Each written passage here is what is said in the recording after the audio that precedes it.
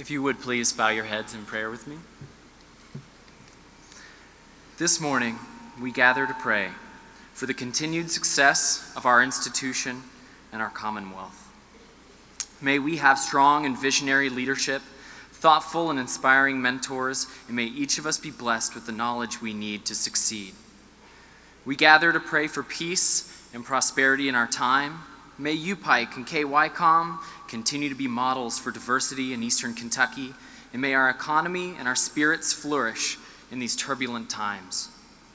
And we gather to pray that we begin this academic year with compassion and goodwill in our hearts, that we may work together to make Pikeville a place of acceptance and grace, and that each of us here today may be privy to our infinite potential.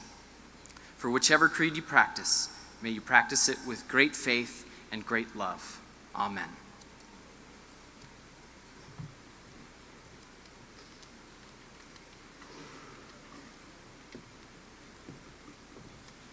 You may be seated.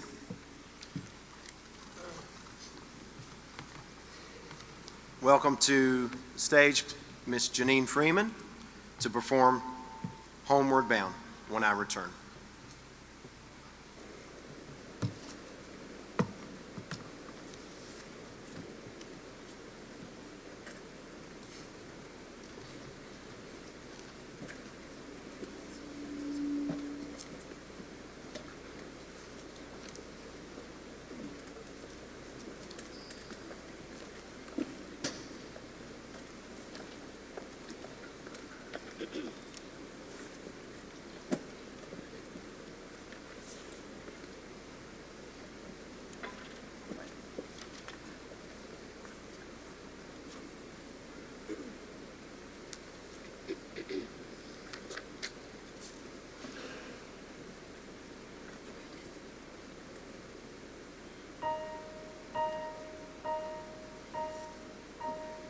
In the quiet, misty morning, when the moon has gone to bed, when the sparrows stop their singing, and the sky is clear and red, when the summer ceased its gleaming, when the corn is past its prime, when the journey's lost its meaning, I'll be homeward bound in time.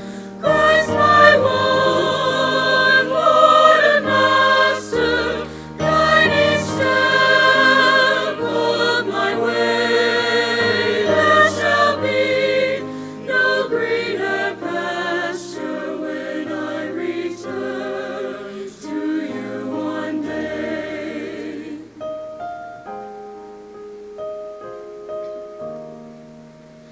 As you find it's me you're missing, as you wait for my return, to your voice I will be listening. In the road I'll stop and turn.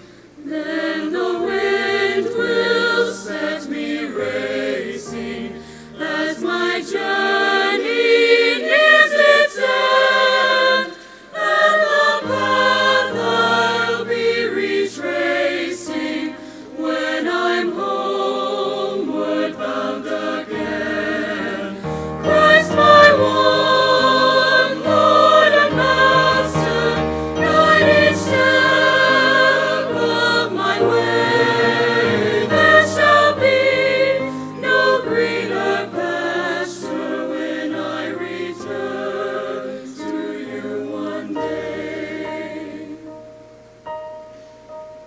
In the quiet, misty morning, when the moon has gone to bed, when the sparrows stop their singing,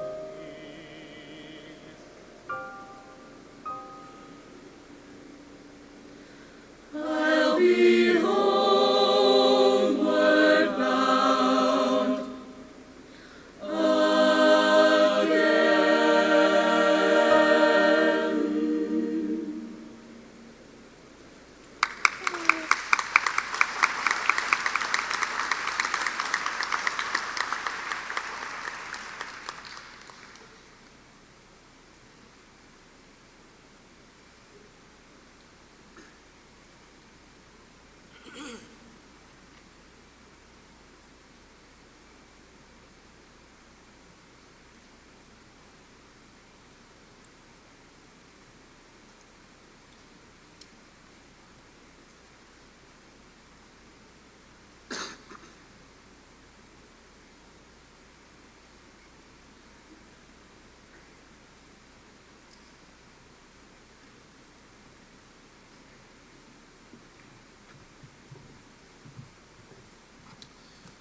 Welcome to our fall convocation. 125 years ago today, the first classes were held at the Pikeville Collegiate Institute on September 16, 1889. On behalf of the University of Pikeville family, thank you for joining us on this special day. I'd like to acknowledge Dr. Philip Westgate, Associate Professor of Music, Miss Janine Freeman, Assistant Professor of Music, our University Choir, and Mr. Sammy Coulter, our Piper. Thank you for sharing your incredible gifts with us today.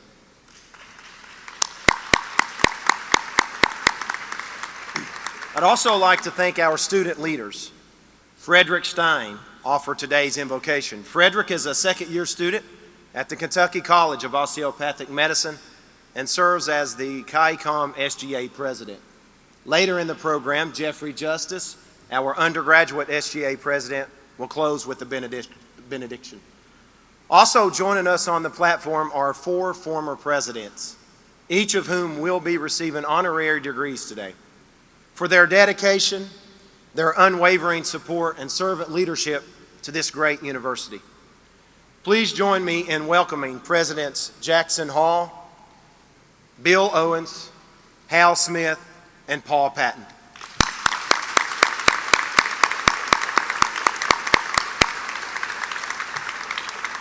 I would also like to tell you about 5 amazing women. They walk this journey with us, embracing the mission and serving our students. We are blessed by their grace, their generous spirit, and their faith. Please join me in recognizing the contributions of our First Ladies, Kathleen Hall, Jackie Owens, Karen Smith, Judy Patton, and Tina Hurley.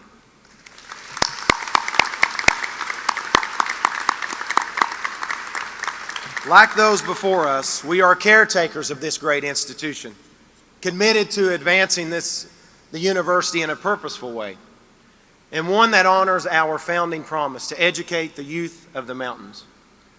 For 125 years, we have been that beacon on the hill, and a place where student access remains at the heart of everything we do. Please welcome to the podium our Vice Chairman of the Board of Trustees, Mr. Bill Baird.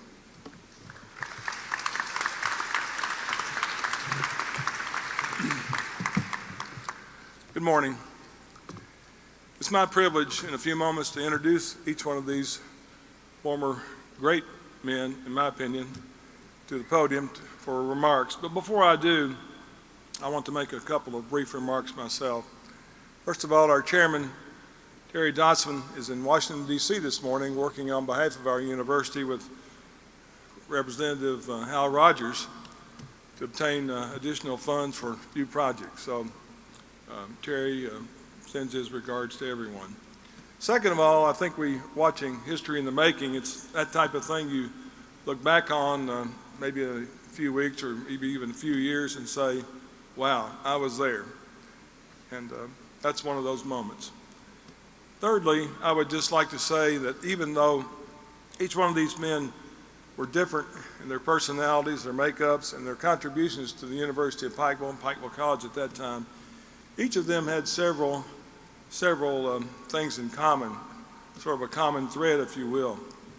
First of all, they all loved the Lord, God, and served Him, and were committed to Him in this place, and to the Christian mission of this institution.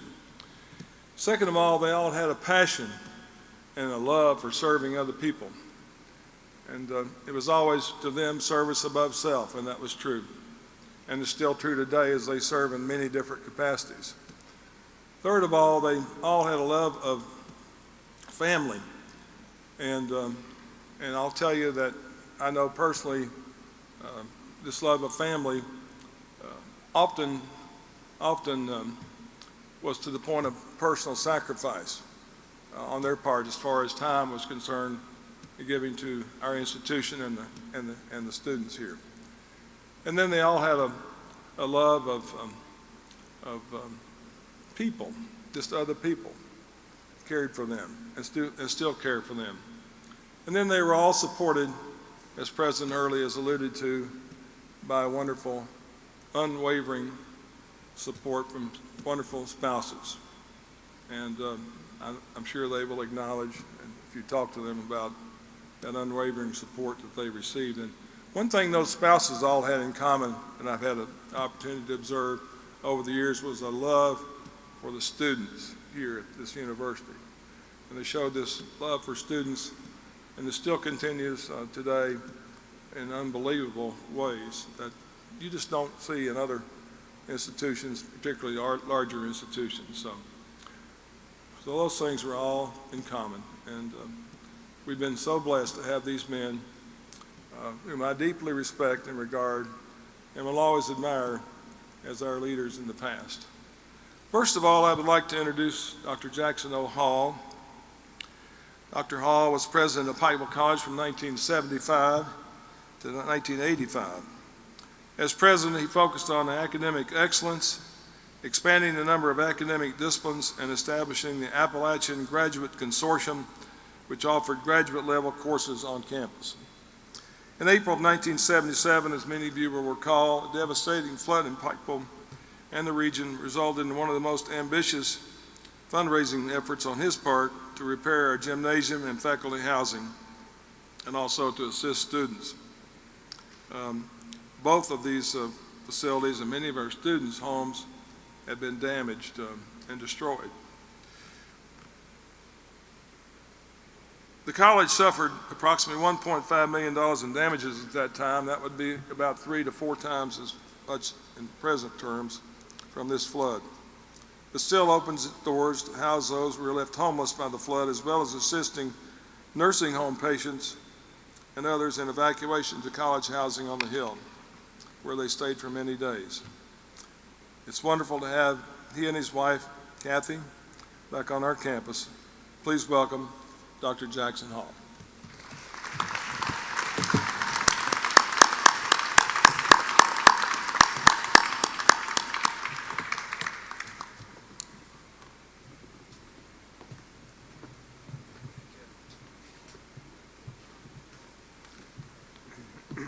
Good morning to you all.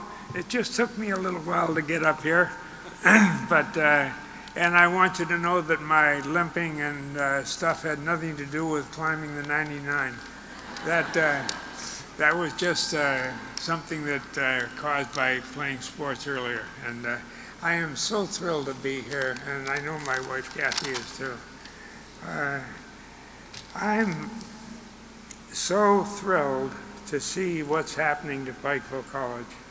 I'm sorry. If I say that, it's because that's what it was, the University of Pikeville. And I may make that mistake occasionally, but it'll be by error.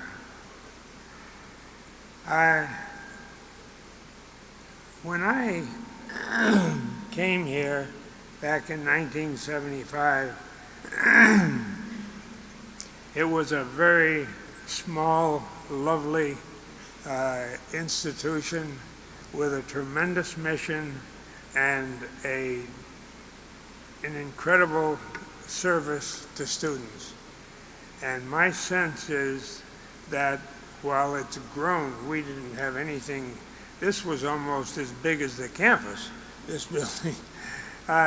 We didn't have anything to speak of like this facility and so many other things, but the growth and development of this institution has just been so impressive. I talked with a student of Pikeville a few days ago, and I mention this only because my conversation with him echoed my sense of who all of you as students are as well, and who they were when I was here. One day last winter, his car slid off the road, and so he had to, and then went into a ditch, he had to get out and hitchhike. And he finally got to the campus, and he noted to me that he missed one of his classes because he was an hour late. And that had distressed him quite a bit.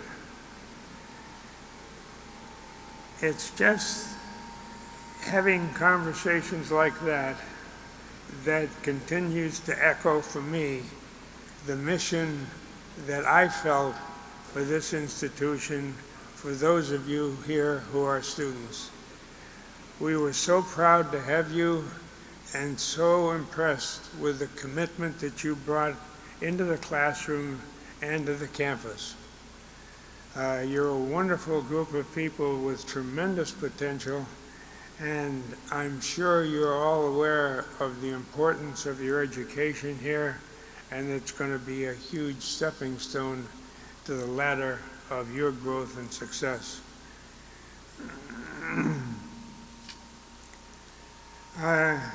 I remember so well a lot of the different experiences that I had here, and I won't certainly devote any time to history because you're only looking to the future and you don't want to look back for 40 years. But I revisit my experience quite frequently with this institution and with the people whom I met. I am so impressed with what I've seen very briefly, and I'll be getting a tour and so forth. I just got in yesterday, but I'll be getting a tour with my wife and we'll be so impressed. But to see this gymnasium, for example, is just awesome, and I know that the campus development has been as well. One of the beautiful things that I note is the 99 is still there. And I want you to know that my knees and my hips and my back are not at all attributed to the 99. But I did hike it a few times, but it was quite a great experience. My friends, I have just these few minutes to speak to you, but let me tell you how thrilled I am to be here and how impressed I am to see all of you and to know that this university is headed in such a solid direction. May God continue to bless the University of Pikeville and all of you as well. Thank you.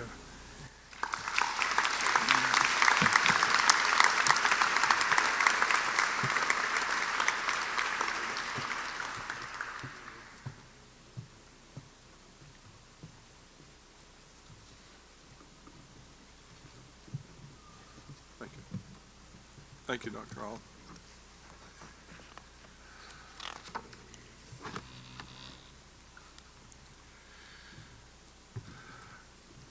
President Bill Owens has been recognized many times for his leadership in higher education and for his commitment and service to the Presbyterian Church, as well as for his many civic accomplishments. Bill served as president of Pikeville College from 1985 to 1997 and was instrumental in the establishment and early development of the Kentucky College of Osteopathic Medicine. He was president during Pikeville College's 100th birthday in 1989. In Alice Kinder's book, Pikeville College Looks to the Hills, he wrote in the foreword, "Institutions like nations must pause occasionally to consider their past if they hope to make the most of their future." So true. We're happy to welcome Bill Owens and his wife Jackie to this 125th celebration. Bill Owens.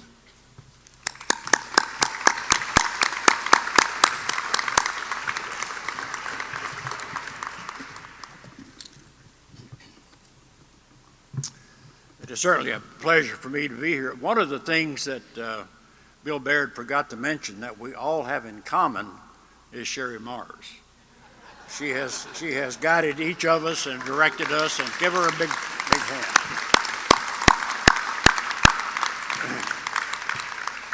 As a matter of fact, we wouldn't have made it up on the stage today without her directions. But I want to talk about the student body that was here when I came and how different it was to what we have today. The enrollment at Pikeville College had fallen somewhat, and in 1985 it jumped 1/3, it went from 450 students to 600 students that fall. And you might wonder why that happened, and it is my opinion that it happened because of the economy of Pike County, because the coal industry was declining, and there were many ladies, housewives, who said, I have got to do something to improve the lot of my family. And they started going to college. The college is starting a nurses program under Dr. Hall in 1983. They came to the nursing program, they became teachers, they became accountants, and that was the reason for our enrollment to grow. The demographics of our college in those days, 70% of our students were female. The average age was 26. 85% of those students commuted. We had 85 students living on campus. Page Hall wasn't even open. And Condon and Wickham weren't full. And so you have special needs when you have non-traditional students. There was probably not another four-year private liberal arts college in the country that had the demographics that we had at that time. So what did we need? Well, as the enrollment increased, obviously we needed more faculty members. There are only 2 or 3 faculty members on the staff today who were here when I came. There are a few more who were here, or who are still here when I left, but we started adding faculty members. Our students had 2 parking problems. One, where to park their children while they came to class, and the other was a parking place. We began offering daycare, paying for daycare at local daycare centers for any of our students. We would pay the daycare at any licensed daycare center in the area. And that was a great help for these students, because remember, these are non-traditional students. Many of them, most of them, had families at home. To help take care of the parking problem, they were repaving Main Street in Pikeville at that time, and they took up the old blacktop and put it on the lot just below the hill there, below Record Memorial, and mixed it with oil and paved that, and that became our parking lot. But that wasn't enough. So we provided parking at the gym, and we started a shuttle service.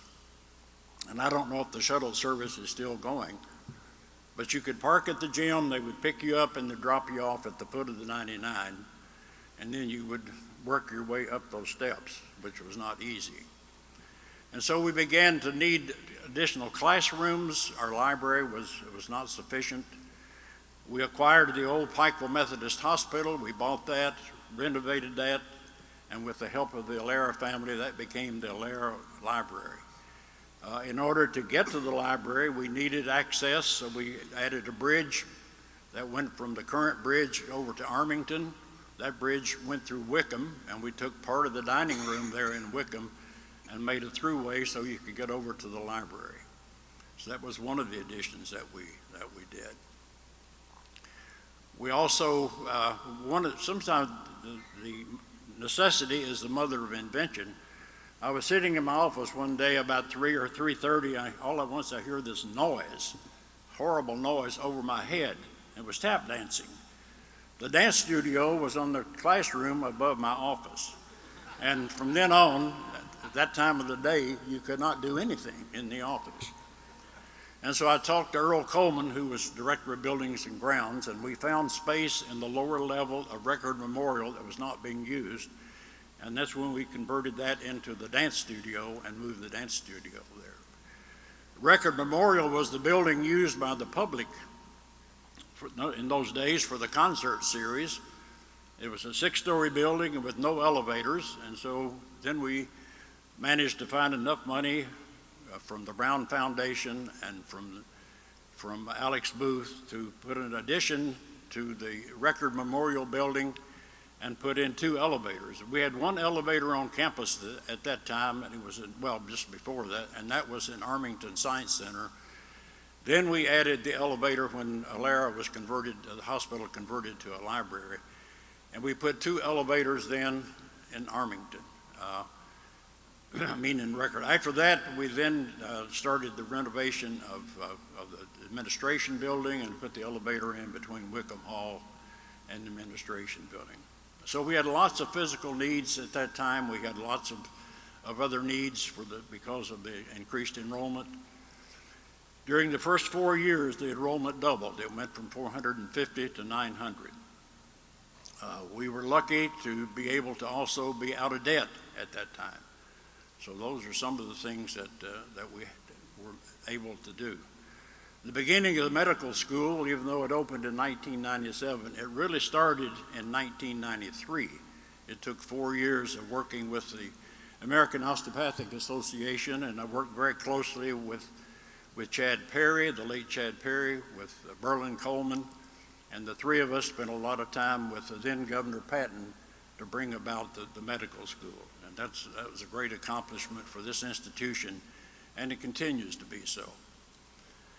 I was privileged to work with an awful lot of wonderful people, and I wish I had time to name all of them, both the living and the dead. Many of them are no longer with us, but it was my pleasure to work with them. I spent 42 years in higher education at 5 different institutions, and I must say the 12 years I spent here were the most satisfying years that I spent, because you could see immediate results. More so than anywhere I had ever been, you could see results immediately with the graduates of this institution and what they were able to go out and do.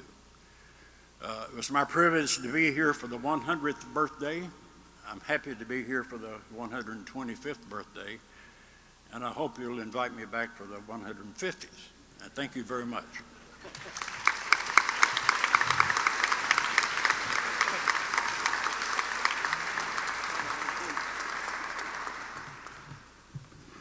Thank you, Bill. President Hal Smith. Harold H. Hal Smith was named president of Pikeville College in 1997. He led the institution through record enrollment, adding new programs of study and new athletic teams, including the women's bowling team, who has now earned 3 national championships.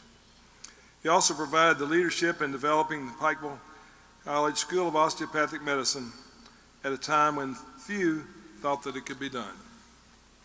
During President Smith's tenure, the college graduated more than 2,000 undergraduates, including 250 nurses, more than 200 teachers, nearly 500 new physicians, majority working in primary care areas and medically underserved areas, particularly in Appalachia. He still attends many UPIKE basketball games and other events. His wife Karen is not able to be with us here today, but please join me in welcoming Hal Smith.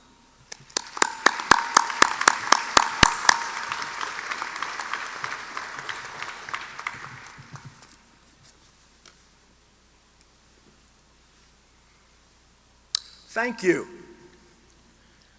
Gentlemen, Vice Chairman Baird, President Hall, President Owens, Governor Patton, and at this end of the bench, President Hurley. Let me extend that thank you to really everyone in here, particularly those that gave Karen and me an opportunity to join this community and this family, to be a part of it for 12 years. And to everyone who dreamed with us and worked with us to help advance the mission of this very important institution. Karen and I are very, very aware that it was all of you that made our time here the best and the most meaningful 12 years of our lives. And it was not easy to leave. It was not easy. I did notice that Jackson and Bill did allow me to use some of their time, so hold with me. I've got some things that I just got to get these out, and I'm going to end up. But this is kind of scripted. But then I've got 3 stories that are meaningful to me, and I think will be with you. But they're unscripted, so it may take us a while. But please hang with me in advance. And James is going back here like, excuse me, Coach. We were here from '97 to '09. And I'm going to try to present in the form of stories rather than reciting activities or achievements. Some of these represent select situations that I encountered or things that I had heard or experienced, things that influenced my thinking and in many cases the institution's situation. For us, the process and the opportunity started in 1996 in Ohio. We were at Muskingum College. I was Vice President for Development. Karen was the Dean of Students. We had been there 14 years. We had 2 in college and 1 getting ready to go to college. I applied for this position. I knew Pikeville, or at least I thought I did. I felt it would be a good place to kind of pull together my experiences and help advance this small Eastern Kentucky college, actually also to come home. Was invited to interview in Lexington. I learned after that interview that I was pathetic, that I was really, beyond bad, I was really bad. And I kind of felt that way too. In fact, I thought it was over before it even had gotten started. But then, surprisingly, about a month or so later, Karen and I were invited to the campus for a couple-day visit. We met lots of the people on the campus, the students, faculty, and staff, and in the community. Karen liked it, which was important. I liked it. We both very much liked the people. Now, I heard later that one student's assessment of our being here was, and that person is in the audience today, so I will not mention or look that way, but this person said about those 2 days when we were here, the guy, that would be me, was okay, but the wife was really dynamite. And that's true. That's true. If she were here, you'd know that. And tell her that I said that, be sure. But a long time passed after those couple of days, and then finally in early January, I was invited for an interview with the executive committee and a couple other trustees. That interview seemed to last all afternoon, but it was really only about an hour and a half. We talked about the college, the background, the experiences, the feelings that I had about specific issues that you can imagine. I remember Terry Dotson, the chairman then, as he is now, saying that you cannot have a good city or a region without a good college, nor can you have a good college without a good, supportive community and region. Actually, it made me think when I heard that of a conversation that Bill and I had had 4 or 5 years earlier. He was always so fired up about Pikeville, and I had asked him what made Pikeville so special, and he responded, because it was in Pikeville and Pike County. And then I quickly said, well, what the heck makes Pike County and Pikeville so special? And he just looked back and smiled and said, because that's where Pikeville College is. I remember Bill Sturgill saying that Pikeville College's mission had not changed since its founding. That is, to provide quality educational opportunities for the youth, the peoples of the mountains. He elaborated that our role was to change the culture of the way people in the region thought about the value of education. He said, education is the key to our future. That was very comforting for me. Then he said, well, you've had some good experiences, young man, in some good colleges and universities. He said, do you think you're ready to be the president of Pikeville College? Do you think you can handle it? And I'm sure, I don't know for sure, but I'm pretty sure that I said, yes, sir, and I'd like the opportunity. But then he added, well, what would you think if we decided to add a medical school? That might happen, you know. Well, I knew that Chad and Judy Perry's dream, I knew about that, and I knew that Bill and a number of the board members were interested in this, but I had really not thought about that until he said, well, it might happen. Wow. It was a long day for me. Physically, it was a long day. I had been on the road for a couple of weeks for Muskingum, and when I left, before I left, Ann Cameron, our oldest, told me that if the board didn't offer you this job while you were down there, that you shouldn't come home, Dad. You shouldn't come home. And I thought that was kind of funny. She meant it, probably. But I had told the board that in my interview, and they just kind of laughed. Well, when I got home, it was about 6 hours later. Ann was in the middle of a volleyball tournament at the school. And finally, afterwards, after the tournament, she came by and she said, oh, by the way, Dad, she said, a Mr. Dotson called and told me that your dad could come home. What a really, really nice feeling. So I was selected in January of '97, started visiting the campus with Mr. Owens and spending some time, a couple of days a week or a couple of times a month. Then that happened until July when I formally became president. I did have an opportunity to attend the Harvard Institute for New College Presidents, which I thought was very, very valuable. Came back to Pikeville, and what did I find? Well, often in a transition of any presidents, particularly college presidents, I think, there might not be much left in the cupboard, or there's maybe a lot in the cupboard that you don't want to know about. But that was not the case in what I found here from Mr. Owens, nor did he from President Hall. He had built me a nice new office. It was nice, Bill. He had hired John Stroh-Snyder, the founding dean of the medical school. However, there was no dean for the undergraduate school, but he did have a plan, and he felt the new dean was my call. So we talked with Charlie Whittle, who had been the interim, and he served for the rest of that year, and we did name a new dean. But what else did I find? I found lots of very, very fine and dedicated faculty and staff. My executive staff was really special, and great students. In fact, one of the first students that I met when I was in Bill's new office was James Hurley. Lots of challenges, but very, very good, positive things going on, and good people. The first several months for me were a blur, lots going on, good things, some challenges. It was a lot busier than I thought that I would ever be, meeting new people, colleagues, students, alumni, and community. Terry Dotson and I talked frequently that first 6 months or so. I remember also being summoned to Lexington by Mrs. Mary Evelyn Rogers, an emeritus trustee, and she had a couple of instructions for me, and there were two. One, know and respect the traditions of the college, and two, no matter what you do, realize that you are building on the foundation that others have built before you. Advice that I've never forgotten. My goals and agenda began to take form pretty early. I knew a lot about what was going on in the area, in the region, and in higher education generally. And then after the first couple board meetings, I better understood the board's expectations of me. Let's think, they said, of the institution as a pyramid. And the base of the pyramid, the lower part, is the foundation, and that's Pikeville College. Then they said, think of the top, the pinnacle, right? I think pinnacle is the word. The top is your new medical school. My charge was threefold: to do everything that I could to continue to strengthen the undergraduate program, which serves as a foundation, and number two was to do everything that I could to help John Stroh-Snyder, the founding dean and architect of the school, in the development of the new school. And the final piece was to try to keep the pieces together, to keep PC and the medical school together for the peoples of the region.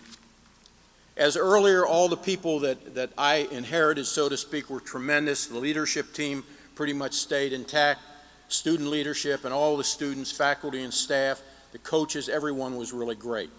We did have to select a new vice president and academic dean. As I recall, Howard was our chairman for that committee. Isn't that invited 4 really strong candidates, but it was my choice to do this. And to this day, I honestly believe that someone above intervened in giving us Wally Campbell and Jane to Pikeville, and thank God that he did. In fact, God was involved in lots of things that happened during those years.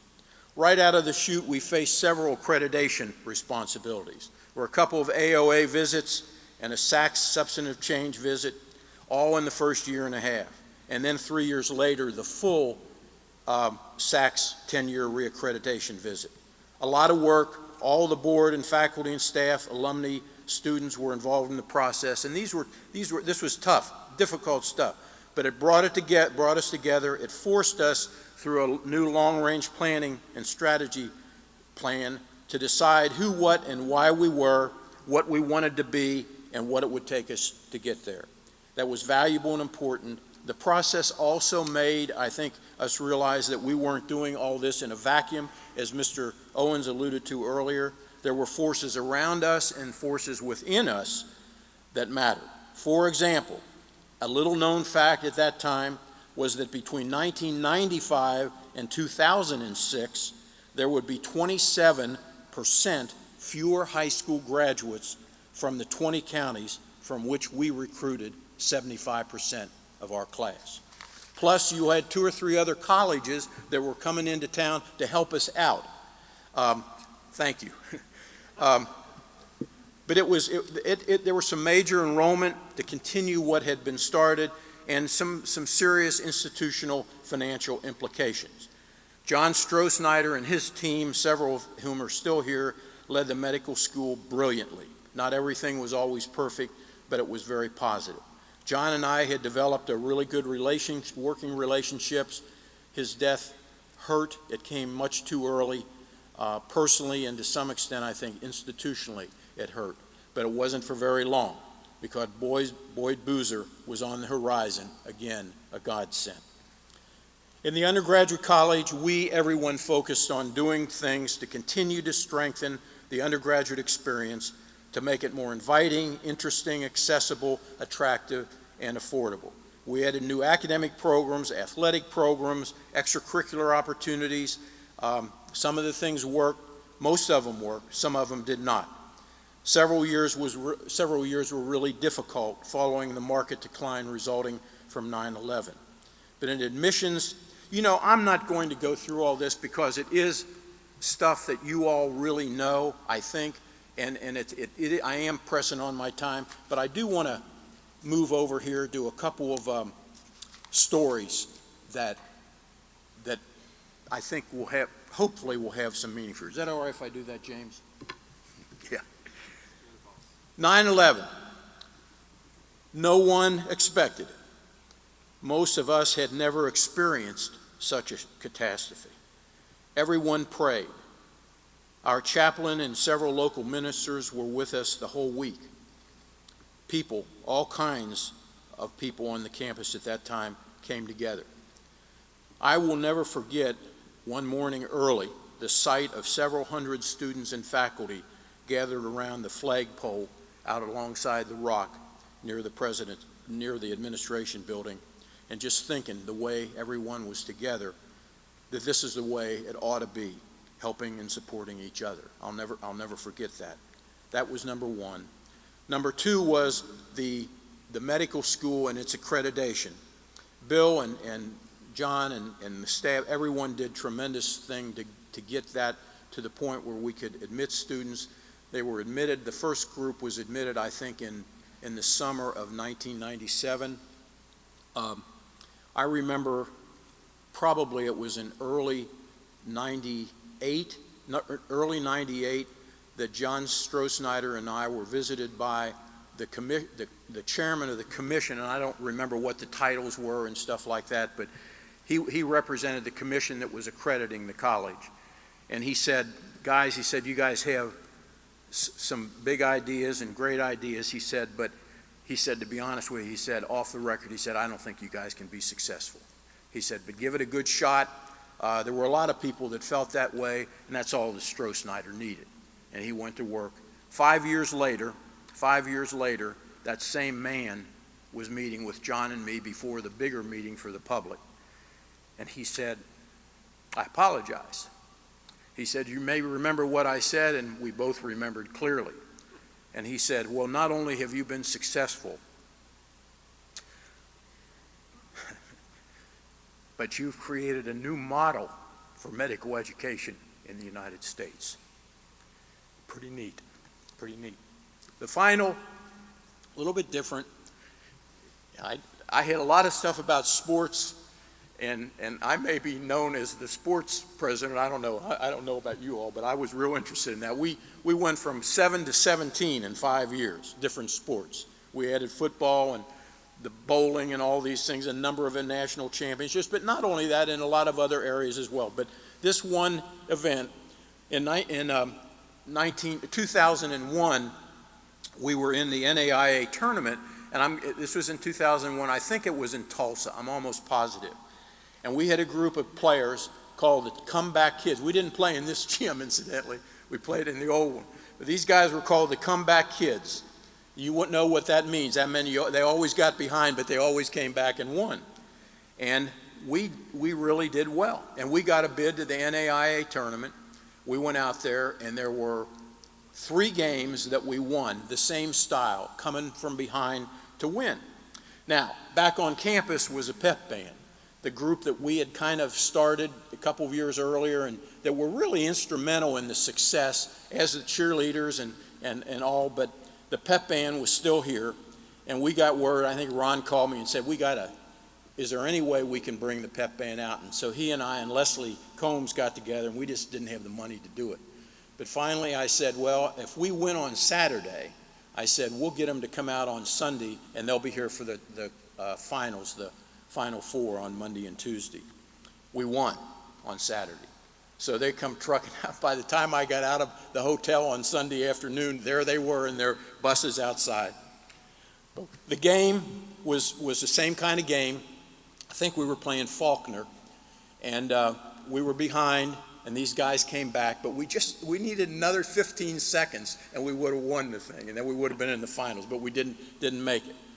We're about, I'd say, 5,000 to 6,000 people in this auditorium, similar to this in the gym, and we lost, and we were all kind of dejected and standing around. Governor Patton had brought three or four legislators from the region with him on a plane to see the game. You remember that? You were dejected too. It was a long time. But at any rate, as had been the custom, the pep band, which was they put them way up in the auditorium, they would play My Old Kentucky Home at the end, whether we won or lost. And they strummed up, as they do now. If you all have seen, they play My Old Kentucky Home.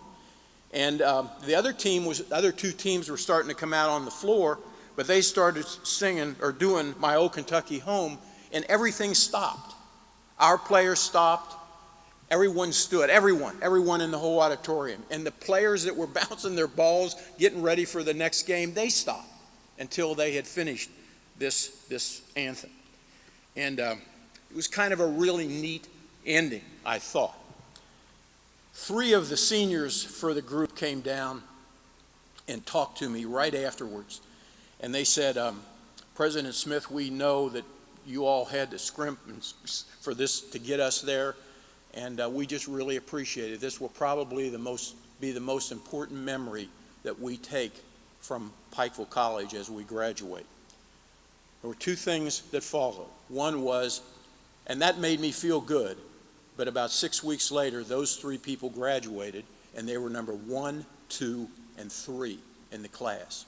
2 of them are physicians right now, and 1 of them is gainfully employed as a PhD in history. They were just great. The other thing that's a little sideline about this is that the importance of the relationship with the community. The hospital was building the first hospital back in the back at that time. There wasn't any parking, so they parked across on the fill. And they had some shuttle buses that go back and forth. When we were in that game on Saturday, we were out there, but I was told this later, that one of the guys that was driving one of the buses shuttling people back and forth had a little hand radio, and he was listening to the game. They got a bunch of the buses over on the other side. The people would not get off the buses until they saw, or they would see what Pikeville did in that particular game. But you talk about pride. You guys are wearing, is that UP Pride or UP Proud? I am so proud, as you can see, of this institution and so proud of all of you that are here today.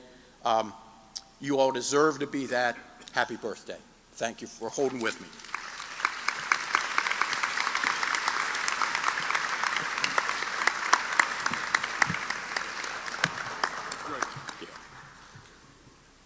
Thank you, Hal.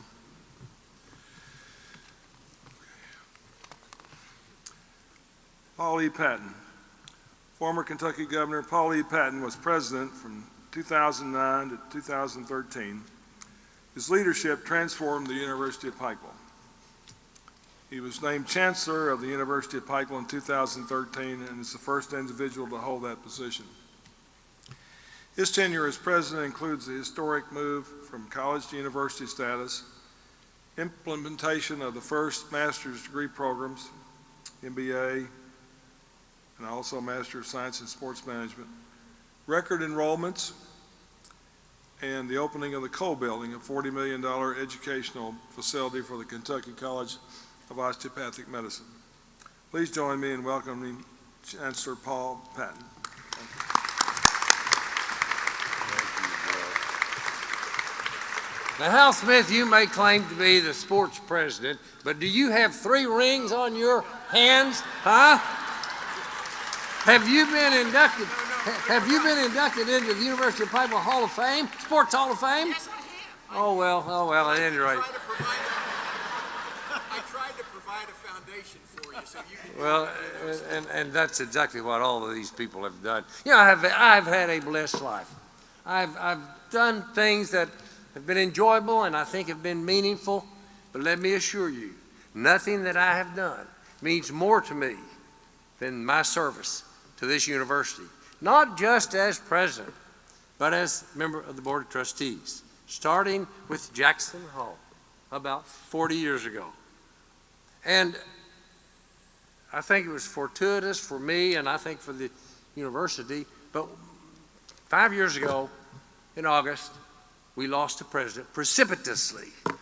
We needed something fast, and I talked to the chairman and I said, I'll do it for a year and we'll have time to regroup. And I had to have help, and I got a young principal from a middle school, James Hurley. I said, you know, my philosophy in leadership is get somebody that knows what they're doing. And I persuaded Dr. Hurley to come work with us. And over that year, I discovered that we had a lot better institution than I realized that we had. Built on the foundation that these 3 gentlemen have laid, and even those before them. And the more that I got acquainted with James Hurley, the more I realized the tremendous potential. And we talked about it. And he had some things he needed to do. He had to get a doctorate. I got by with it because I did. I got by with it. I don't know how I did. Because you were the governor. But I said, you can't. And he got his doctorate. I talked to important members of the board and told them of the potential that I saw. And had sort of a almost acknowledgement that, well, that might be what we do. And he made an effort to really become a president of a great university. And he went to Harvard and took a new president school or a future president school or something. He went to Vanderbilt University. He went to California. I've never seen a person be so committed to a course and do what it takes to succeed. And so I discovered that I had a college that had a reasonably good infrastructure. I was surprised at how good a shape that the physical infrastructure of the college was. I learned that we had a competent administrative staff. But what I realized most of all was we had a competent and dedicated faculty. You all have done a great job. You're going to continue to do a great job. And through that process, finally the board saw what I saw. And over a year before he took office, made the commitment to President Hurley that if he would take over as president, that I would step down. And again, I have been fortunate, but I have been most fortunate to be able to work for you, the students, and with you, the faculty and staff. Thank you. God bless you.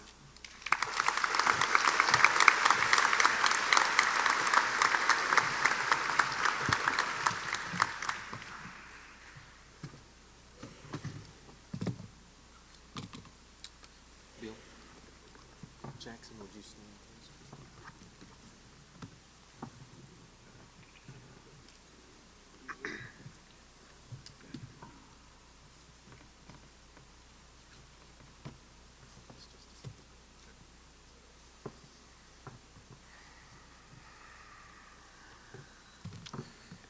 Jackson H. Hall, by the authority vested in me by the Board of Trustees of the University of Pikeville, I hereby confer upon you the honorary degree of Doctor of Humane Letters.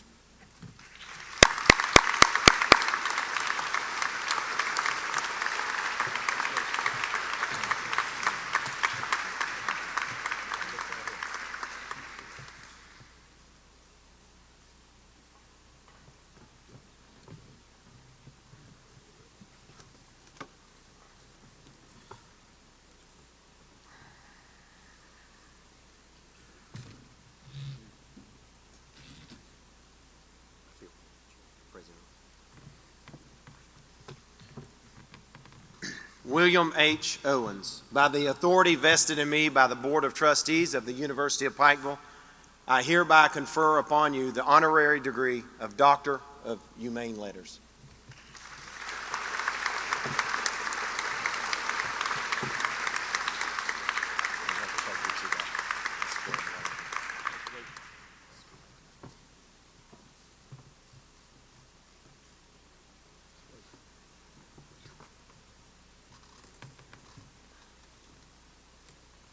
President Smith.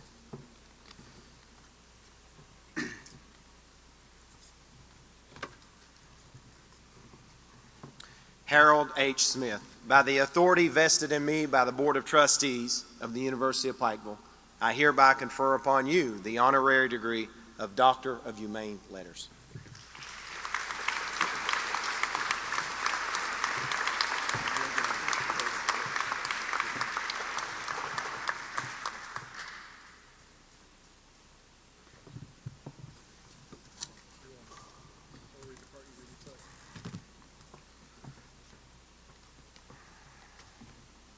Governor Patton. Paul E. Patton. By the authority vested in me by the Board of Trustees of the University of Pikeville, I hereby confer upon you the Doctor of Humane Letters.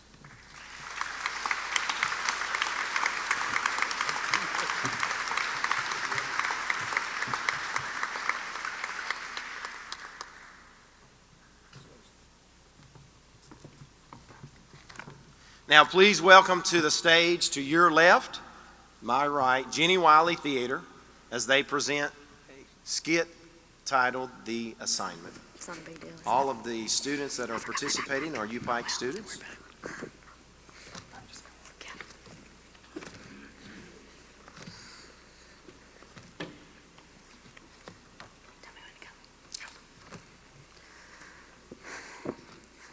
I can't believe we have to do this research.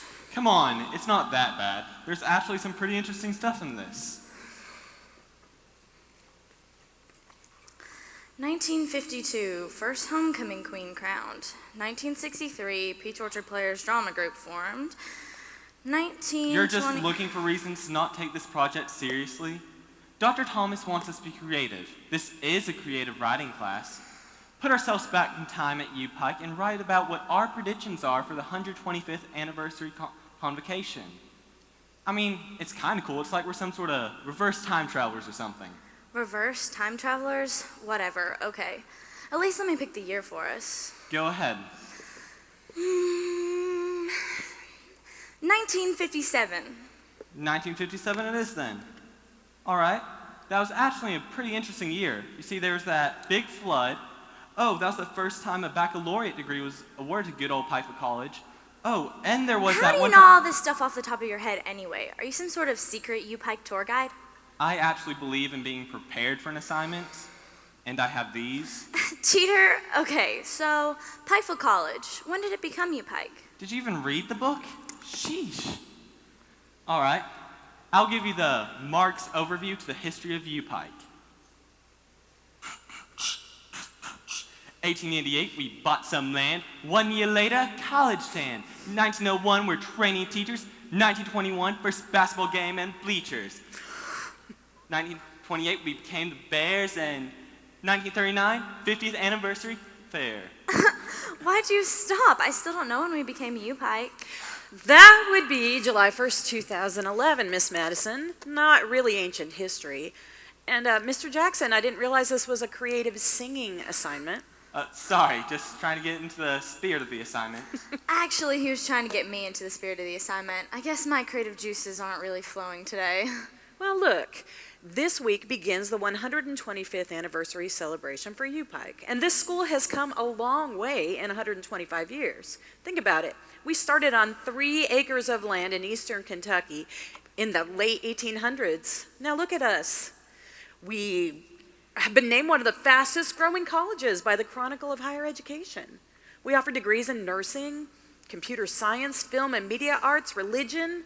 We have a master's in sports management. We have a college of osteopathic medicine. When I told my friends I was moving to Pikeville, Kentucky to teach, they told me I was crazy, but it's a great time to be here. Sure, I mean, we chose UPIKE, but I guess I just don't see what all this has to do with the assignment. I do. Look, we chose 1957. Do you think the faculty and students would have imagined all this back then? I mean, I don't think so. Well, that's actually the point of the assignment. What do you think they would have imagined? I think they would have imagined a school that was very service-oriented. I mean, since the very beginning of the school, it's been overwhelmed with challenges, and they've always been able to overcome them because people pulled together and got things done. And progressive. Imagine a school in eastern Kentucky having a woman principal in 1892. Miss Vreeland was only here a few years, but she really made a big difference. I guess she did read the book. And she was young, too, just like Dr. Hurley. So, not being confined to a stereotype of age or gender to become the president really is progressive, don't you think? Well, and what about the medical school? Do you think they could have envisioned that? Well, why couldn't they? There had been smallpox and typhoid epidemics in the early years of the college, so many struggles. But the college really had a commitment to making this region better, so wouldn't a medical school make sense? Even some of the early graduates went on to earn medical degrees. They thought that anything was possible if they hitched their wagon to a star. I wonder what the guys back in 1905 would think about the sports management degree. I mean, they wouldn't play basketball because they thought it was a girls' game. Tell that to the NBA players now. Well, I can see you're on a roll. I'll let you continue with your assignment. Dr. Thomas, what do you think UPIKE will be like in 25 more years, or maybe even 50? Well, that's a good question. I wonder as well. Maybe that'll be our next writing assignment. Actually, we're going to get a jump start on that writing assignment right now by asking your classmates if they would tweet their predictions about what could happen in the next 25 or 50 years using hashtag UPIKE125. Well, we may not be the Peach Orchard players, but we have enjoyed being a part of today's 125th UPIKE Convocation. And we all can imagine, I'm sure, that this college will continue to be a vibrant and growing part of this region. And to continue our celebration, what better at this point than to sing our school song, which is on the back of your programs, and it'll be led by the wonderful UPIKE Concert Choir.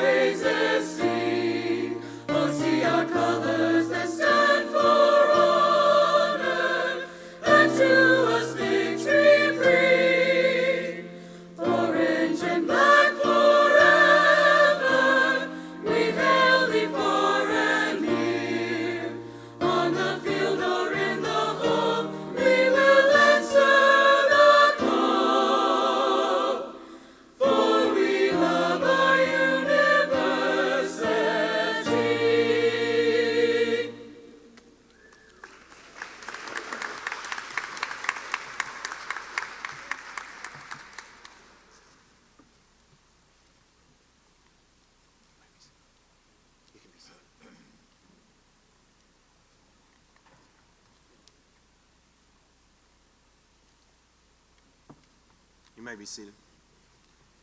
We have a very special group in the audience. I'd like for them to stand. It's our I call them our future bears. We have several high school seniors. Would those students please stand and be recognized? A high school senior group. Come on, there's a whole group back here. Stand up. Thank you. Thank you for being with us today. Thank you, President Hall, President Owens, President Smith, and President Patton for your remarks and reflection shared with us today. But more importantly, thank you for your many years of service, dedication, and selfless sacrifices that you and your families made for the betterment of this institution. I would also like to thank my lovely wife Tina and sons Drew and Carter. As our family, they understand the significance of your work and the work that is done here.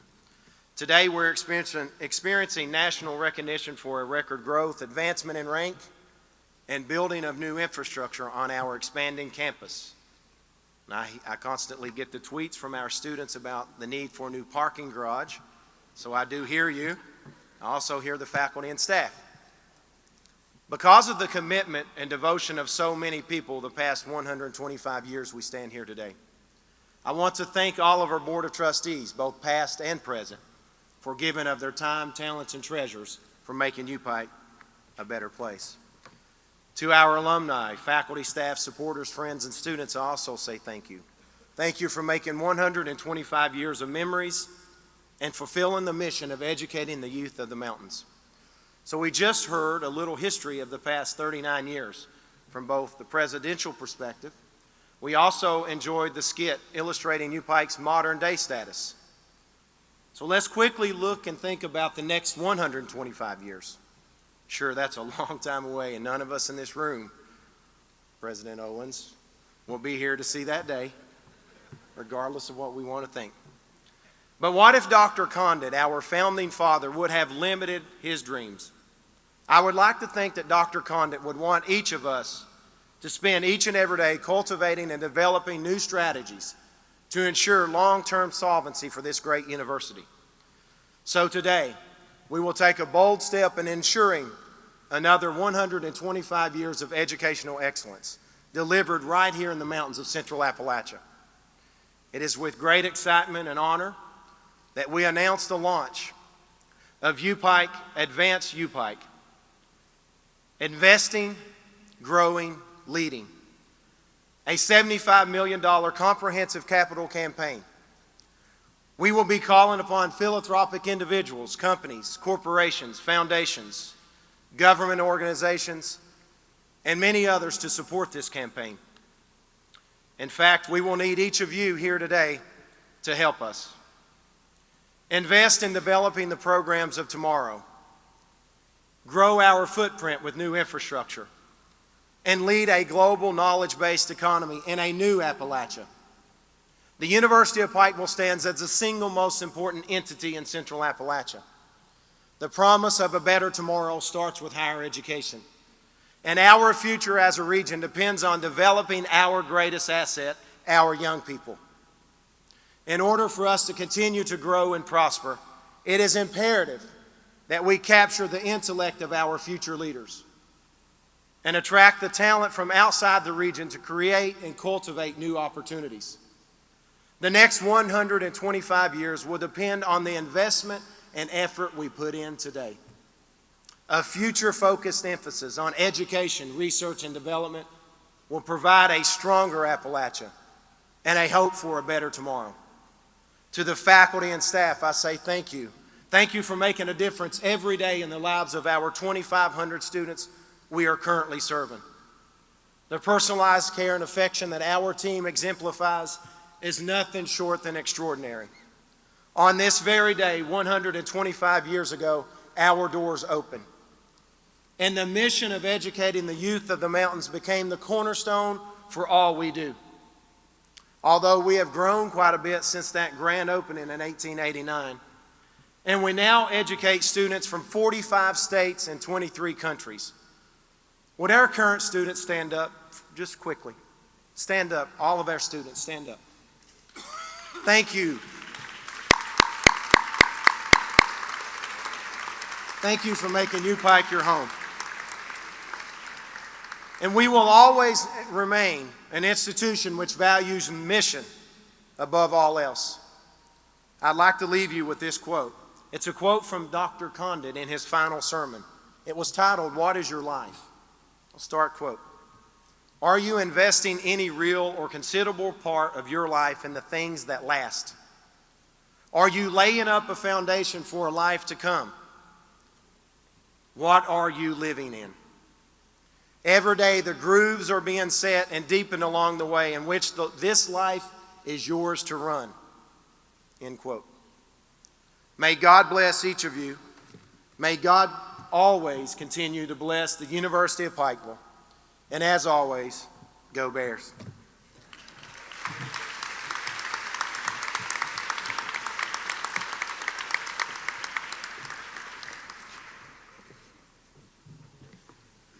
Everyone, please stand as we close in prayer.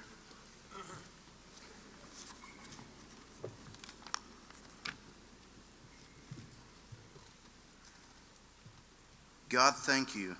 Thank you for the university's commitment to education. Thank you for 125 years of building the foundation for which we stand today and which we're going to continue to build.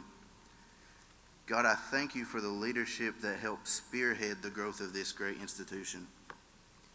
And as I read Mr. Bill Owen's goal as he was president of increasing enrollment, increasing academic opportunities, capital construction projects, fundraising, and long-range planning, that those goals have been met, but God, that we are continuing to go beyond those. God, I thank you for the opportunities that this university has placed within me and for giving me the tools to go out and better myself. In Jesus' name I pray, amen.